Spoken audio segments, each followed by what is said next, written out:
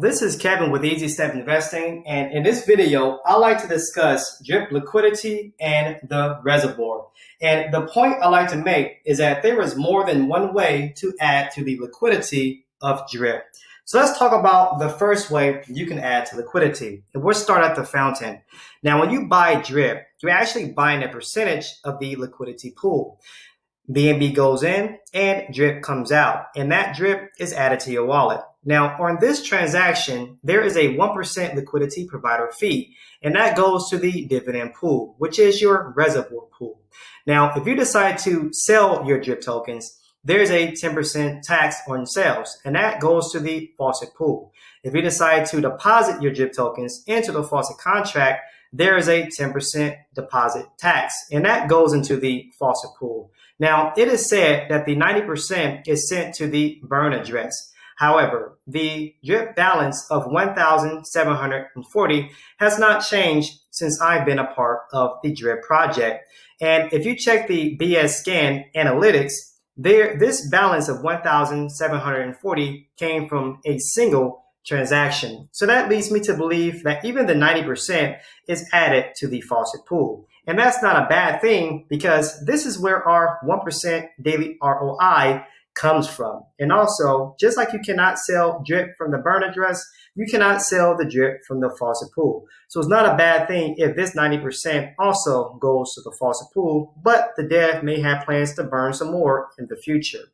Now, there's also a 5% tax on compound transactions, and that is also added to the faucet pool.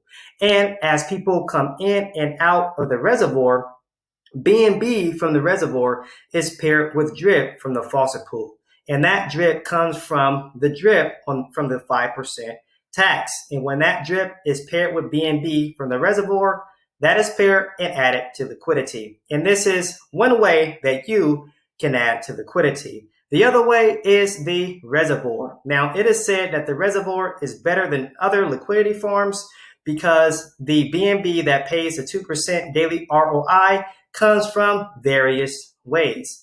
Now, when you come in and out of the reservoir, there's a 10% tax that is broken into three parts. 5% goes into the reservoir pool, 2% is immediately distributed to liquidity providers, and 3% is permanently locked in liquidity.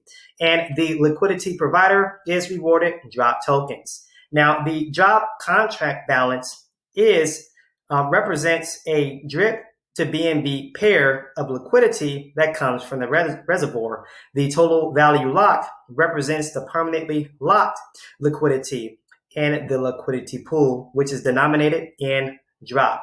Now, the 90% of the BNB that comes into the reservoir is added to liquidity. Half is used to buy DRIP, paired and added to liquidity pool. Now, this is another way that you can add to liquidity. Now, the third way that you can add to liquidity is by compounding your BNB rewards. As you stake your BNB in the reservoir contract, you're earning your BNB rewards. And as you compound those rewards back into reservoir, you are rewarded DROP, which means that BNB and DRIP pairs were created and added to liquidity. So compounding in the reservoir is another way that you can add to liquidity. The first way is by compounding in the faucet contract. That DRIP is paired with BNB and added to liquidity. The second way is by entering in and out of the reservoir. That BNB is used to buy DRIP, paired and added to liquidity. And the third way is by compounding your BNB rewards.